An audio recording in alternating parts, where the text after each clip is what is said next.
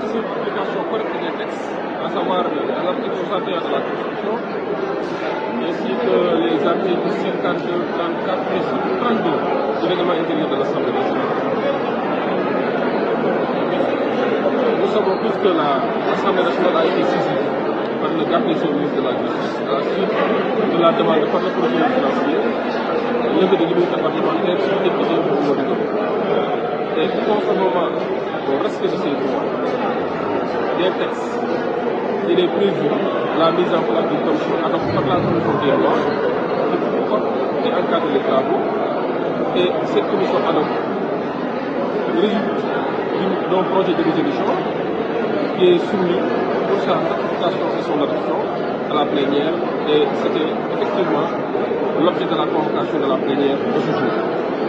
Donc la commission ad hoc est composée de 11 membres répartis en fonction du format des groupes. Cela veut dire quoi? Sur les 11, parce que les partis sont avec 9 membres et les deux qui restent sont partagés entre les non-inscrits et le groupe actuel. Cette commission a été ratifiée, donc cette commission est mise sur pied. La commission va incessamment se réunir pour effectivement élire en son sein un bureau qui sera composé d'un président, de deux vice-présidents et d'un rapporteur général. Et c'est ce bureau-là qui va effectivement mener les travaux pour aboutir à la plénière qui va décider ou non de la levée de l'immunité parlementaire du député concerné. Donc, dans les minutes qui viennent, nous allons élire le bureau et nous allons fixer un calendrier. Et le calendrier va concerner la convocation du mise en cause, la convocation du concerné, l'audition également, mais également retenir une date pour soumettre tout cela à la plénière pour permettre à l'Assemblée, au début de la 15e législature, de statuer sur la demande de lever ou non de l'immunité parlementaire. Je pense que, en résumé, c'est cela, et mon impression a été que jusqu'ici, les droits du concerné ont été respectés. Je pense que ici, c'est là où on élabore et on vote la loi. Donc, c'est là où on exige le respect de la loi, notamment une loi qui protège les droits et les libertés des individus, des particuliers comme des députés. Donc, il n'y a pas encore jugement, et il n'y aura pas de jugement ici, si c'est l'Assemblée nationale. Tout ce qu'on décidera, ce sera conformément au respect strict des dispositions de la loi et de la Constitution.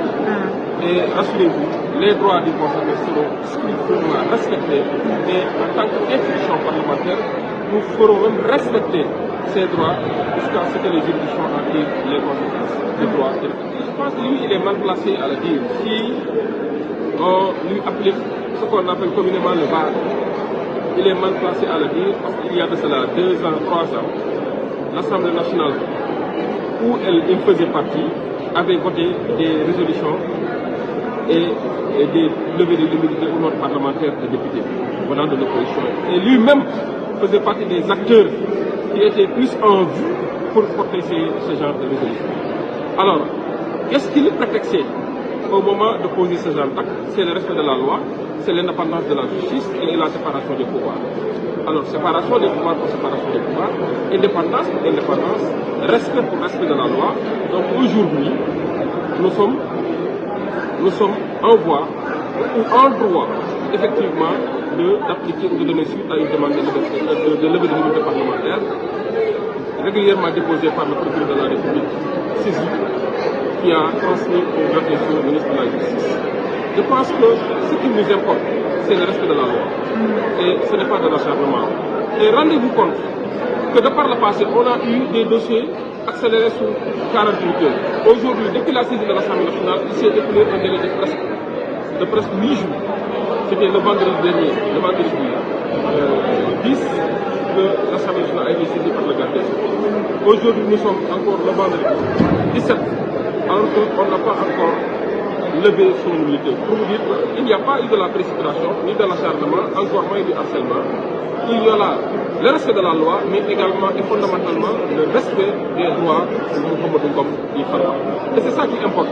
Ce n'est pas à l'Assemblée de juger, et nous n'aurons jamais cette prétention de juger, et nous faisons en sorte que ces droits même soient respectés sur toute l'année.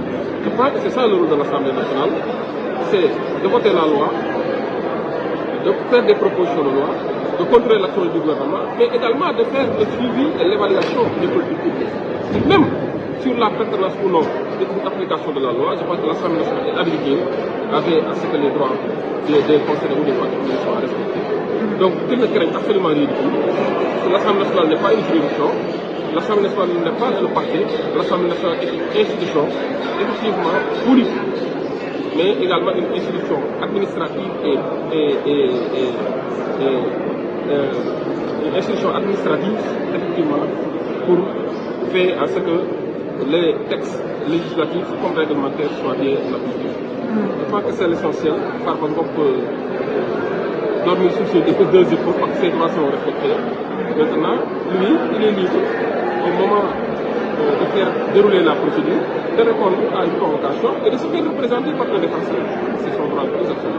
De se faire représenter par un défenseur choisi parmi les députés. Et même, ensuite de cela, lors de la plénière, il a même droit, lors de la prise de parole, d'avoir quelqu'un qui a une voix contre, une opinion contre, prendre la parole et effectivement, peut-être dans ce même siège, et faire cette. Alors, il sera auditionné dans les prochains jours.